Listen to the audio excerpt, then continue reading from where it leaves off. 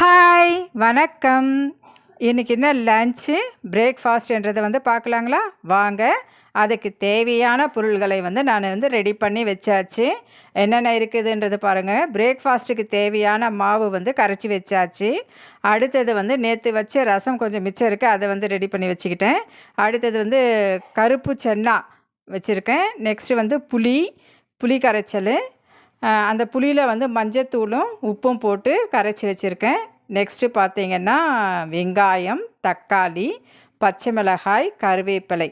இது கிரேவிக்காக அந்த ரெசிபி. இது பொரியல் செய்வதற்காக கேரட்டும் பீன்ஸும் ரெடி பண்ணி வச்சுருக்கேன்.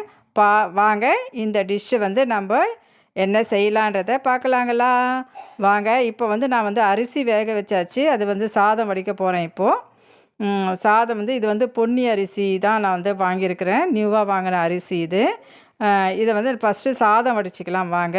இதை எடுத்துகிட்டு போயிட்டு எப்போயுமே நம்ம சாதம் வடிச்சிட்ட உடனே அதை கொஞ்சம் நம்ம வணங்கணுங்க. அப்போ தான் அது அன்னபூரணி இல்லைங்களா, வணங்கிட்டு சாதம் ரெடி ஆகிடுச்சி. அடுத்தது ஒரு பேனில் தேவையான அளவு எண்ணெய் ஊற்றிக்கிட்டேங்க. இந்த கிரேவி செய்யறதுக்காக தேவையான அளவு எண்ணெய் ஊற்றிக்கிட்டு அது கூட கடுகு போட்டுக்கலாம். ஃபஸ்ட்டு எல்லாமே இதை தானே செய்வாங்க.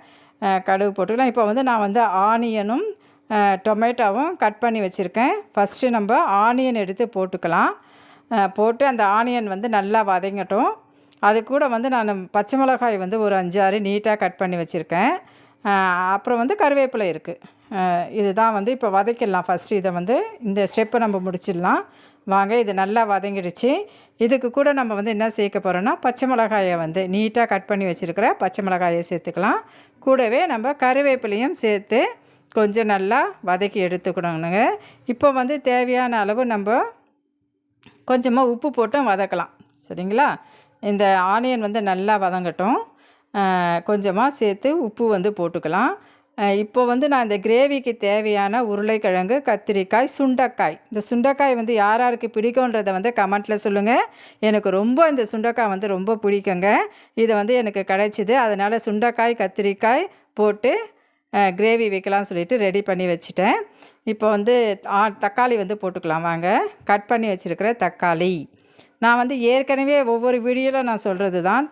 தக்காளி நம்ம போட்ட உடனே கிளறக்கூடாதுங்க. லைட்டாக தள்ளி விட்டுட்டு நல்லா அது வேகட்டும்.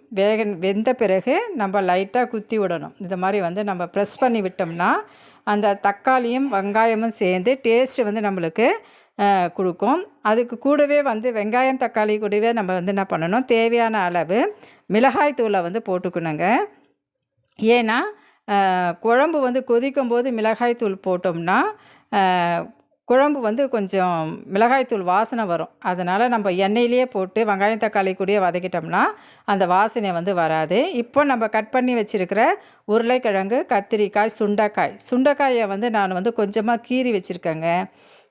அது இப்போது இந்த ரெசிபி வேகணும் இல்லைங்களா. கொஞ்சமாக நான் தண்ணி ஊற்றிட்டோம்னா எல்லாமே ஒன்றா மிக்ஸ் ஆகி அந்த வெங்காயம், தக்காளி, அப்புறம் கருவேப்பிலை, இதெல்லாம் பச்சை மிளகாய் இதெல்லாம் ஒன்றா கலந்து நல்லா நம்மளுக்கு அதுவே ஒரு கிரேவி மாதிரி இருக்கும். இப்படி நம்ம குத்தி விட்டோம்னா டேஸ்ட்டு ரொம்ப நல்லா இருக்குங்க. இப்போ இந்த ஸ்டேஜில் நம்ம என்ன பண்ணணும்னா நம்ம கட் பண்ணி வச்சுருக்கிற உருளைக்கிழங்கு, கத்திரிக்காய், சுண்டைக்காயை சேர்த்துக்கணும். சேர்த்து கொஞ்சமாக கிளறி விட்டுக்குங்க. கிளறி விட்டுட்டு அதுக்கப்புறம் நான் நைட்டே ஊற வச்சுருக்கிறேன் அந்த பிளாக் சென்னா இருக்குது இல்லைங்களா, நைட்டு ஊற வச்சேன். அதை எடுத்து நம்ம சேர்த்துக்கலாம். இப்போ இந்த பிளாக் சென்னா ரொம்ப சத்தாக இருக்கும். ஒயிட் சென்னாவை விட பிளாக் சென்னா ரொம்ப சத்தாக இருக்குங்க. இப்போ கிளறி வச்சுக்கலாம். இது கொஞ்சம் வேகட்டும். சரிங்களா. மூடி வச்சுட்டு கொஞ்சம் வேகட்டும். அடுத்தது நான் என்ன பண்ணியிருக்கேன்னா கேரட்டு, பீன்ஸை கட் பண்ணி வச்சுட்டேன். பொடியாக கட் பண்ணி வச்சுருக்கேன். இது பொரியலுக்காக தாங்க நான் இந்த கேரட்டு, பீன்ஸு கட் பண்ணி வச்சுருக்கேன். அடுத்தது பார்த்திங்கன்னா எவ்வளோ சூப்பராக இருக்குது பாருங்கள். இந்த குழம்பு நல்லா கொதிக்க ஆரம்பிச்சிடுச்சு.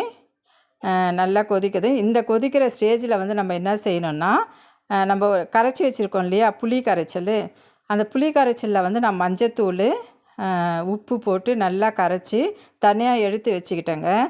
அப்போ தான் நம்ம குழம்பு கொதிக்கும் போது அதை சேர்த்துக்கலாம். நல்லா சேர்த்துட்டு கிளறி விட்டுடணும். கிளறி விட்டுட்டு கொஞ்ச நேரம் அது நல்லா வேகட்டும், கொதித்து வரணும். அந்த எண்ணெய் வந்து தனியாக வந்து தெரியும் நம்மளுக்கு. இது எல்லாமே காய்கறிகளோடு அந்த புளி கரைசல் மிக்ஸ் ஆகி தனியாக தெரியும். இந்த வீடியோ பிடிச்சிருந்தால் லைக் பண்ணுங்கள், ஷேர் பண்ணுங்கள், கமெண்ட்